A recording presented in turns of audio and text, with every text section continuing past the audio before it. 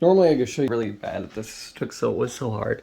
I had to get the wire harness off this to get the drive coupling on to replace, and I replaced it with not something that was compatible, but not 100% compatible, so it didn't fit completely right, but it did fit.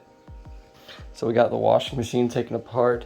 The panel came off and everything. We got some water in there too, so I had to be a little careful with that. I had to do it on the side, but this thing did not want to on stupid clip, so shit. There's that, and we're pretty much done.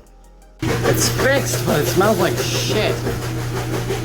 Something's up with the motor. That's why it burned out in the first place. Gotta think about that stuff. Anyways, it's actually still working great. It's not a motor issue. It just was rubbing rubber and made a really bad smell from that. Don't forget to like, subscribe, comment, share, and hit the bell.